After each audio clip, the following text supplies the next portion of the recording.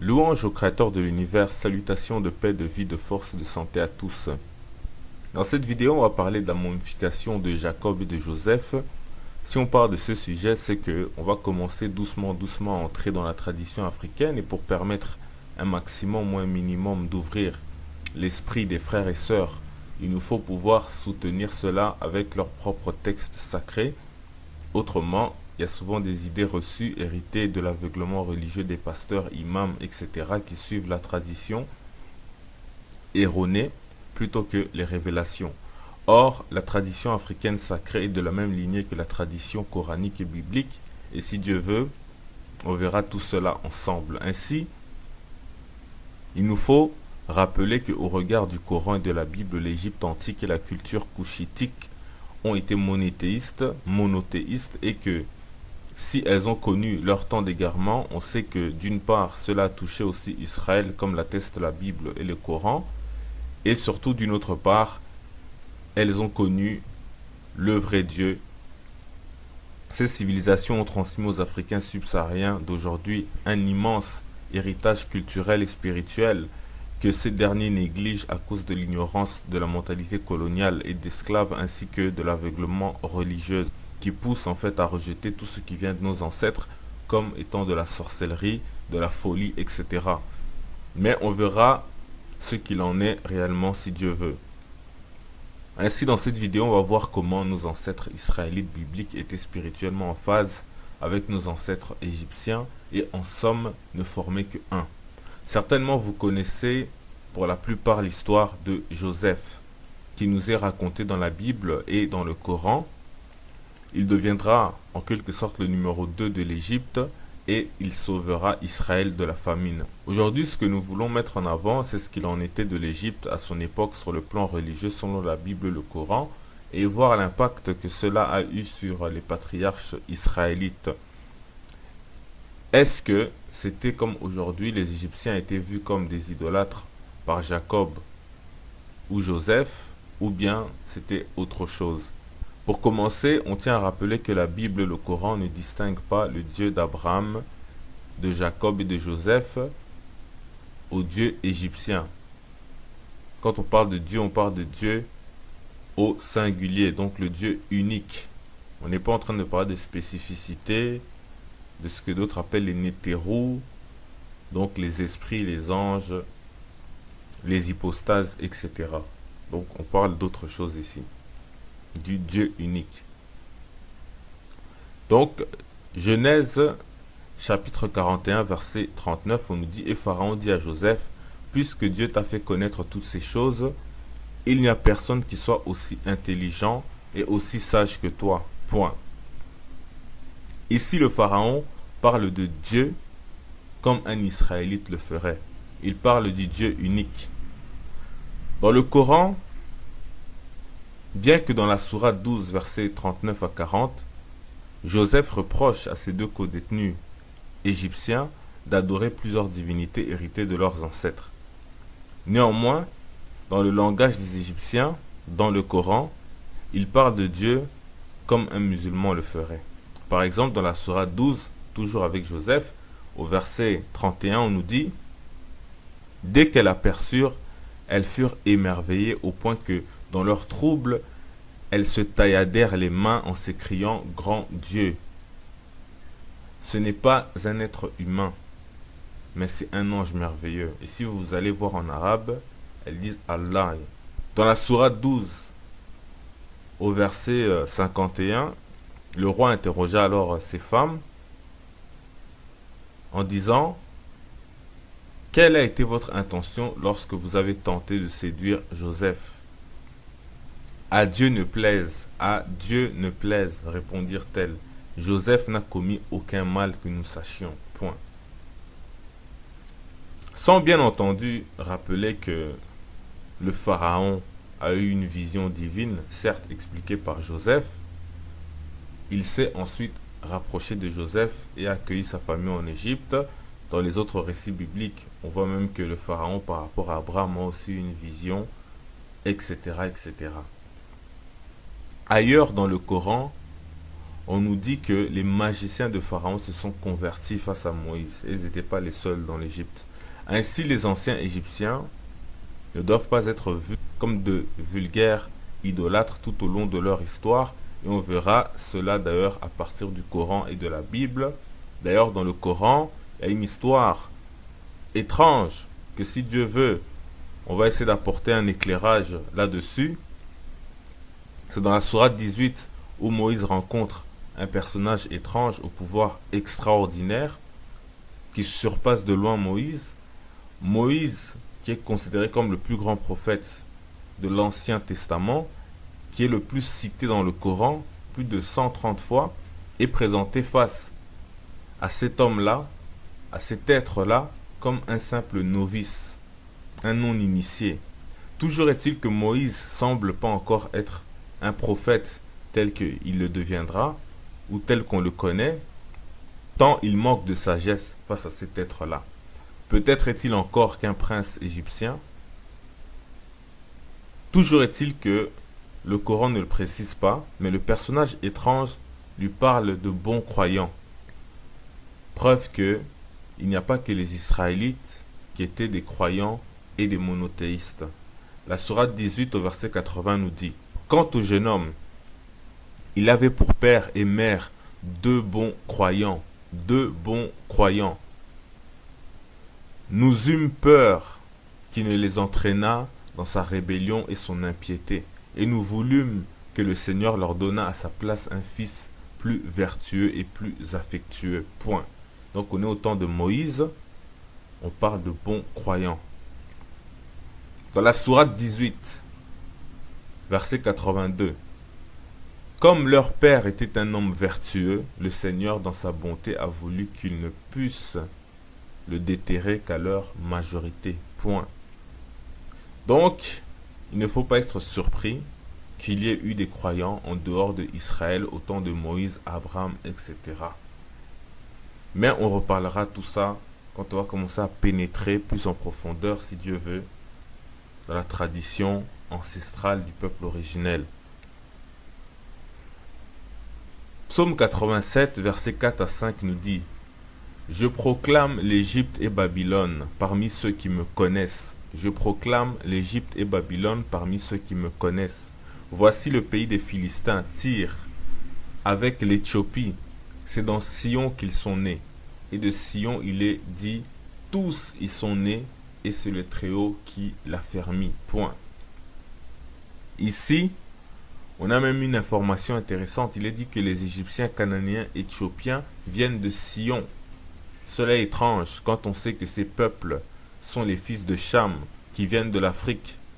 Cela laisse à méditer sur le fameux Sion. Enfin bref, on voit que les Égyptiens connaissaient Dieu. Maintenant revenons à notre sujet. La Bible nous dit: Jacob et Joseph ont été momifiés et enterrés selon les rites égyptiens. Que les faux pasteurs d'aujourd'hui ou les pasteurs qui sont dans l'ignorance qualifient les Égyptiens de magiciens, de sorciers, etc. Et là on ne parle pas de n'importe qui, on parle de Jacob. Jacob égale Israël, Israël égale Jacob. Genèse chapitre 50 versets 1 et 2. Joseph se jeta sur le visage de son père, pleura sur lui et le baisa. Il ordonna aux médecins à son service d'embaumer son père, et les médecins embaumèrent Israël. Point. Ici on nous dit que c'est Joseph qui est un prophète de Dieu, qui a ordonné aux médecins égyptiens de momifier Jacob son père. Donc Israël. Définition de embaumer sur Google: traiter un cadavre par des substances destinées à le conserver, momifier. Point. Donc la momification était un processus long. Et la Bible nous dit, dans Genèse chapitre 50 verset 3, 40 jours s'écoulèrent ainsi et furent employés à l'embaumer.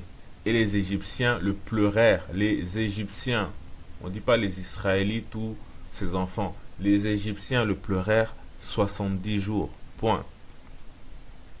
Ces détails bibliques sont très intéressants car ils rejoignent ce que Hérodote, qui est le premier historien occidental qui était grec et qui a vécu à près de 2500 ans, nous raconte dans le processus de la momification. Il nous dit dans son livre 2, au chapitre 86, on le cite, « Les embaumeurs travaillent chez eux, et voici comment ils procèdent à l'embaumement le plus précieux. D'abord, ils tirent la cervelle par les narines, en partie avec du ferment recourbé, en partie par le moyen de drogue qu'ils introduisent dans la tête. Ils font ensuite une incision dans le flanc avec une pierre d'Éthiopie tranchante. Ils tirent par cette ouverture les intestins, les nettoient et les passent au vin de palmier. Ils les passent encore dans des aromates broyés. Ensuite, ils remplissent le ventre de myrrhe pure broyée, de cannelle et d'autres parfums, l'encens excepté. Puis ils le recousent. Lorsque cela est fini, ils salent le corps en le couvrant de natrum pendant 70 jours. Pendant 70 jours. Et la Bible nous dit que les Égyptiens ont pleuré Jacob durant 70 jours. Donc ce qui correspond ici à la durée du processus de momification. Donc on répète et poursuit la lecture. Lorsque cela est fini, ils salent le corps en le couvrant de natrum pendant 70 jours. Il n'est pas permis de le laisser séjourner plus longtemps dans le sel.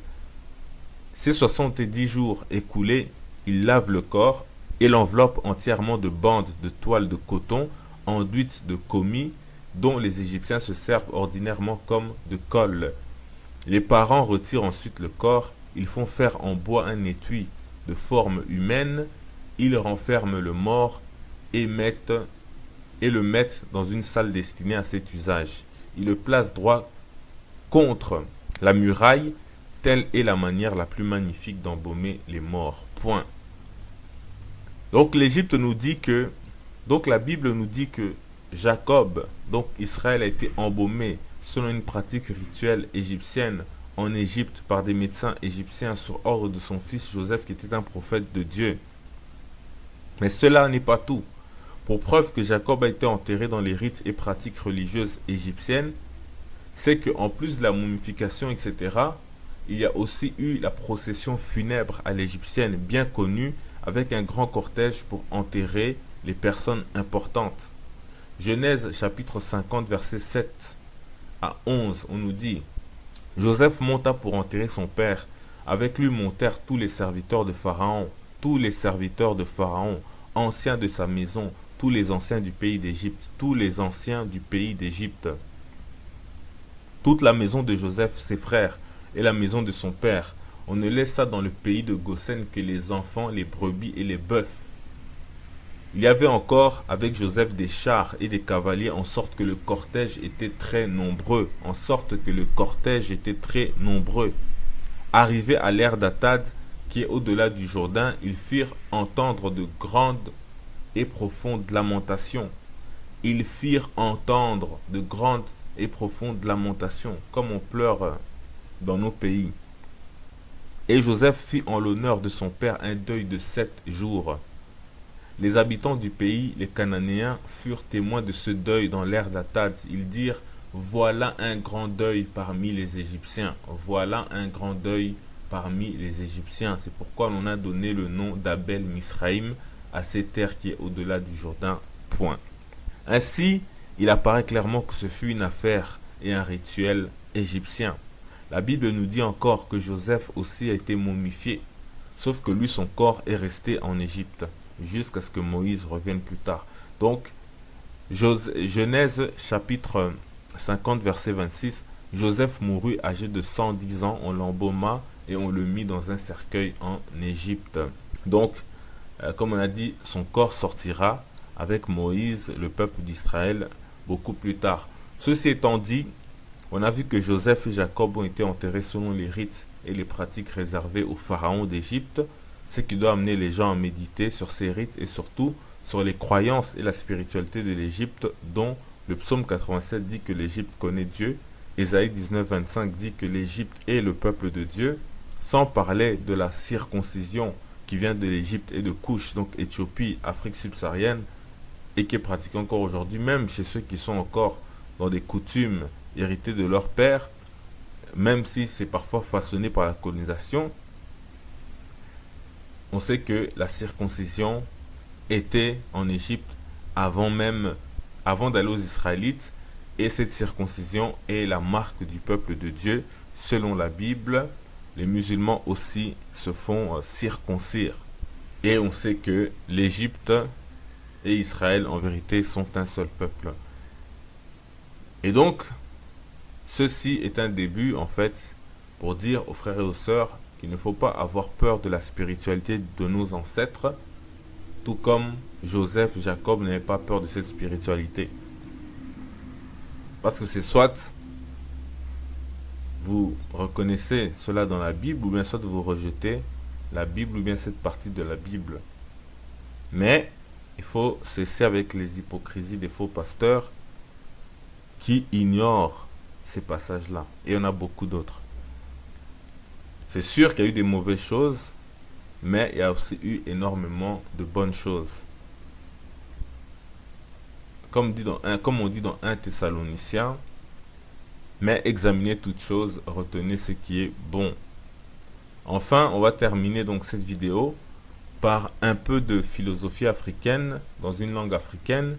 Puisqu'on a parlé d'Égypte, on sait que le symbole incontesté de l'Égypte antique, c'est le pharaon. On va un peu voir quelle philosophie africaine se cache derrière ce titre-là, hérité de la Bible. En fait, il faut préciser que les rois d'Égypte ne portaient pas ce titre-là pour s'identifier, mais il y en a eu pas mal qui l'ont aussi porté, notamment Akhenaton, comme on nous dit. Mais d'une manière générale, pharaon est un mot grec qui viendrait de l'hébreu biblique, sans pour autant avoir une signification en hébreu. Flavius Joseph, le célèbre historien juif qui a vécu il y a 2000 ans, aurait dit dans son livre Les Antiquités judaïques, livre 8, chapitre 6, il dit « Pharaon chez les Égyptiens signifie roi. Je crois qu'à leur naissance, ils recevaient d'autres noms, mais dès qu'ils devenaient rois, on leur donnait le titre qui désigne leur puissance dans la langue nationale. » Point. Ici donc, on va essayer de voir, avec une langue africaine, l'esprit de ce titre et voir que la tradition africaine offre plus de profondeur et d'exactitude que ce qu'on en dit. Du coup, on va essayer de voir pourquoi Flavius Joseph dit que Pharaon signifie roi alors que les égyptologues disent que cela signifie grande maison. En effet, le terme Pharaon est représenté en hiéroglyphes par deux dessins. L'un désigne une maison avec une entrée stylisée. L'autre désigne une colonne ou un pilier. Et on nous dit que donc la maison, qui est le premier signe, cette espèce de rectangle avec l'entrée, se dit père. Donc, soi-disant en égyptien pharaonique, ça se dit père et ça veut dire la maison. Et la colonne se dit Aa. Haha. Soi-disant. Ça veut dire grand ou pilier. Donc, on répète, les égyptologues disent que maison se dit père et le pilier Aa. Ensemble, cela donne père Aa, qui signifie la grande maison, ce qui aurait donné Pharaon en hébreu, puis en grec, en copte, etc., jusqu'au mot pharaon.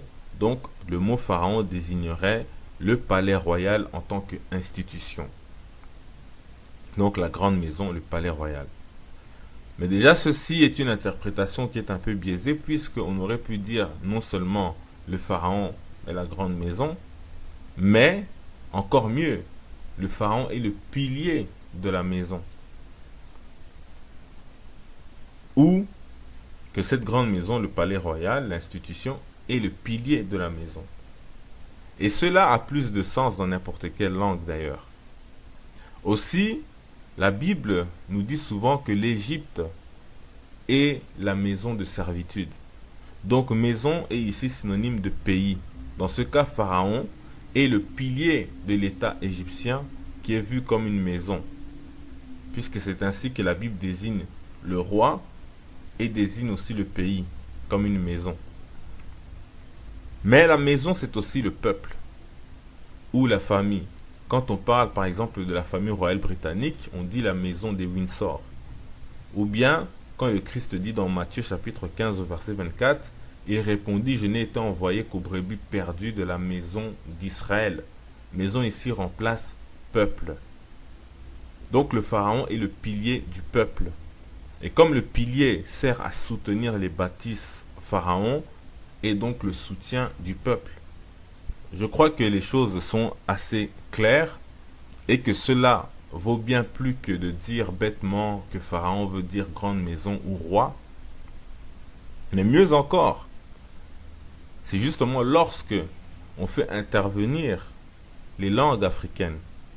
Ici, on va utiliser le lingala, mais on peut le faire avec d'autres langues, surtout les langues dites bantou, mais pas que cela. On peut aller partout en Afrique. Eh bien, le lingala nous dit que maison se dit ndako. Et on dit likonzi pour désigner la colonne, le pilier. Mais aussi tout ce qui est piquet, poteau, poutre, pylône, support, fondement, etc. Par exemple, la constitution d'un pays ou l'ensemble des lois fondamentales se dit mibeko likonzi. La racine ou le radical du mot likonzi est konzi. Le li de likonzi représente l'article, donc c'est au singulier. Par exemple, les piliers d'un bâtiment, donc le pluriel, se dit makonzi yandako. On voit que le li de likonzi a disparu et il a été remplacé par ma pour devenir donc makonzi. Donc konzi reste bel et bien pareil. Et toute personne parlant lingala a déjà compris où je veux en venir dès qu'il a entendu le mot likonzi. Et justement, pour vous éclairer un peu plus à ce sujet, il faut poser la question pourquoi dans la tradition africaine et biblique, on vient confondre le roi avec le pilier ou likonzi. Ici, comme on vient de le voir en lingala. Eh bien, parce que en lingala, le roi ou le chef se dit mokonzi. Donc, mokonzi ou mukonzi. Donc, quand on dit mokonzi ou likonzi yandako, à savoir le roi ou le pilier de la maison, ce sont des homonymes ayant pour radical konzi. D'ailleurs, au pluriel, c'est le même mot, makonzi ou bakonzi. Donc, c'est konzi qui reste.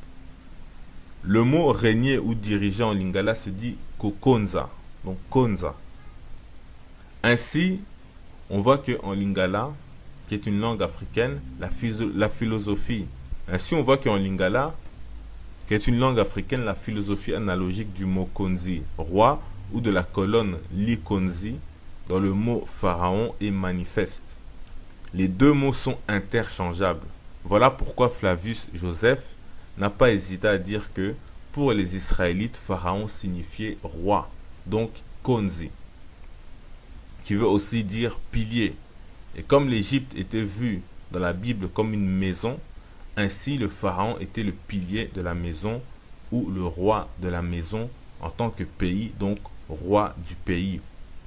Bien entendu, on a voulu condenser un peu cette philosophie qui est encore plus profonde et complexe, mais qui est très nourrissante pour l'esprit.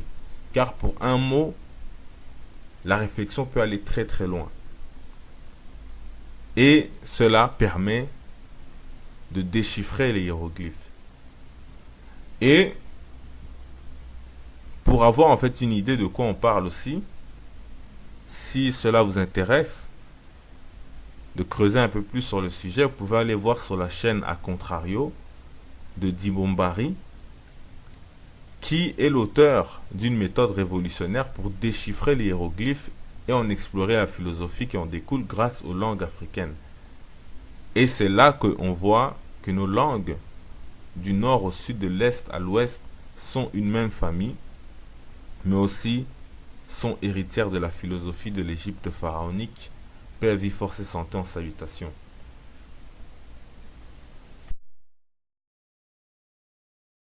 Sont les fils de Cham qui viennent de l'Afrique. Cela laisse à méditer sur le fameux Sion.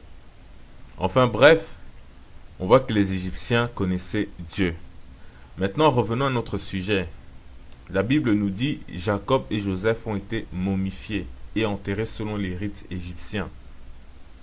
Que les faux pasteurs d'aujourd'hui ou les pasteurs qui sont dans l'ignorance qualifient les Égyptiens de magiciens, de sorciers, etc. Et là, on ne parle pas de n'importe qui, on parle de Jacob. Jacob égale Israël, Israël égale Jacob. Genèse chapitre 50, versets 1 et 2.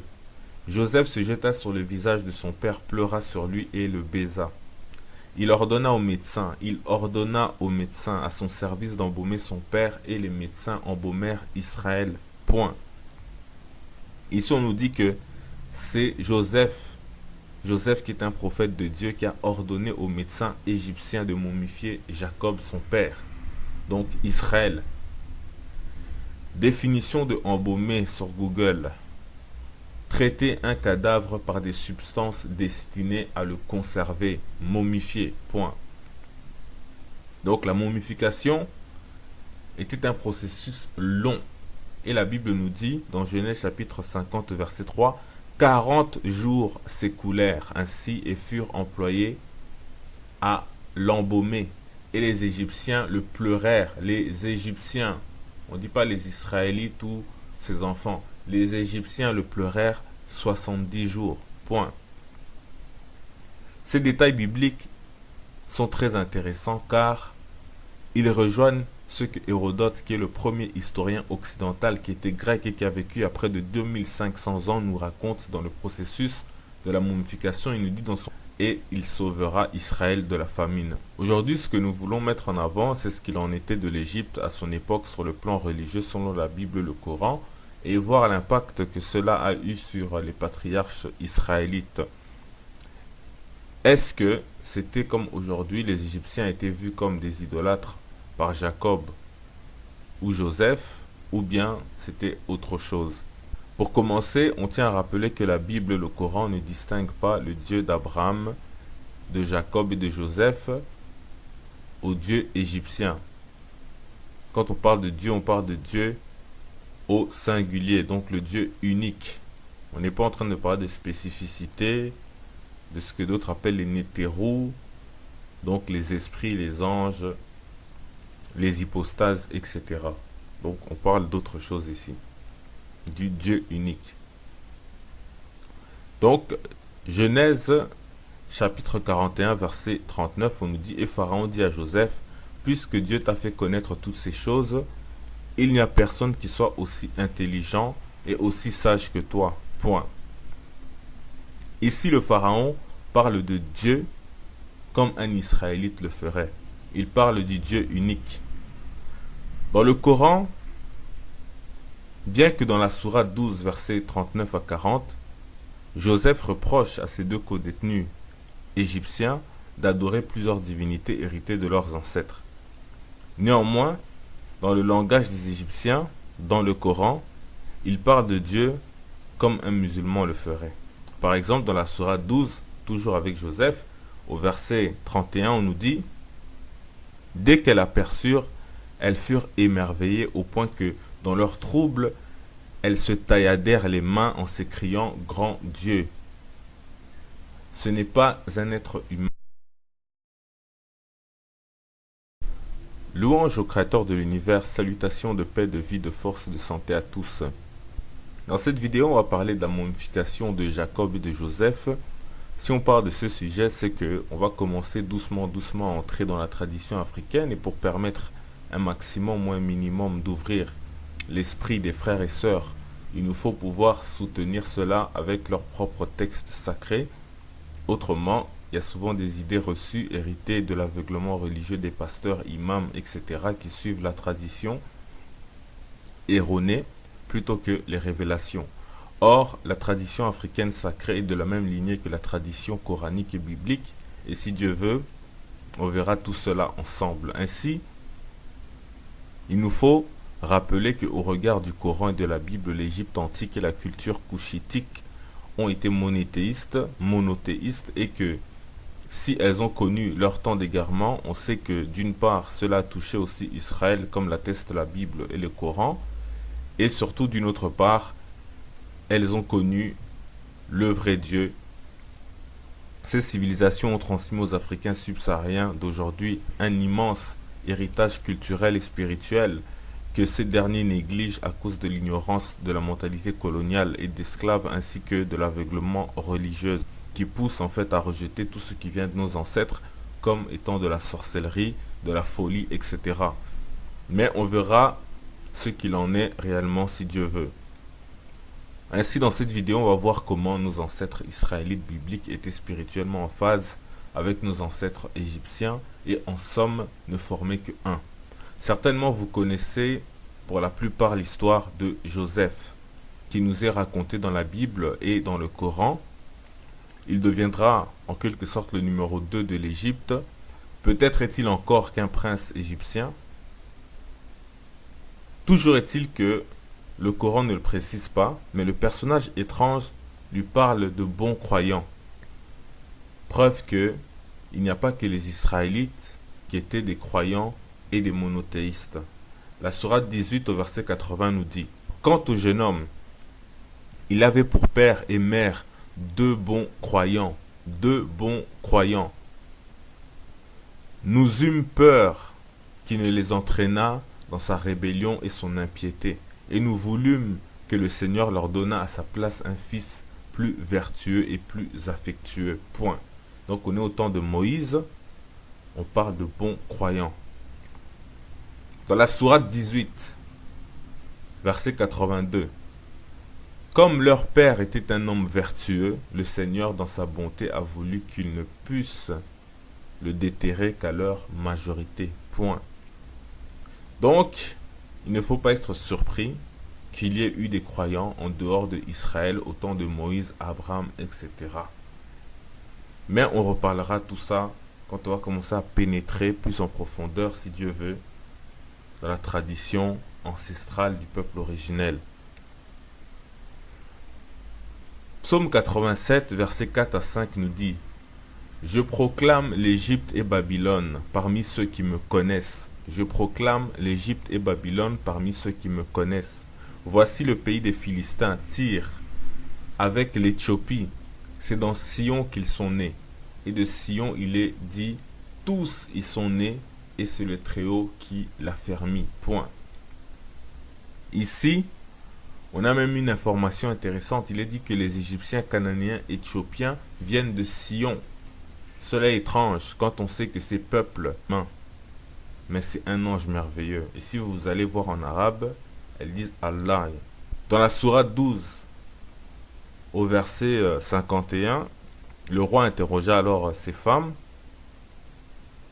en disant: quelle a été votre intention lorsque vous avez tenté de séduire Joseph? À Dieu ne plaise, répondirent-elles. Joseph n'a commis aucun mal que nous sachions. Point. Sans bien entendu rappeler que le pharaon a eu une vision divine, certes expliquée par Joseph, il s'est ensuite rapproché de Joseph et a accueilli sa famille en Égypte. Dans les autres récits bibliques, on voit même que le pharaon par rapport à Abraham a aussi une vision, etc., etc. Ailleurs dans le Coran, on nous dit que les magiciens de Pharaon se sont convertis face à Moïse. Ils n'étaient pas les seuls dans l'Égypte. Ainsi, les anciens Égyptiens ne doivent pas être vus comme de vulgaires idolâtres tout au long de leur histoire. Et on verra cela d'ailleurs à partir du Coran et de la Bible.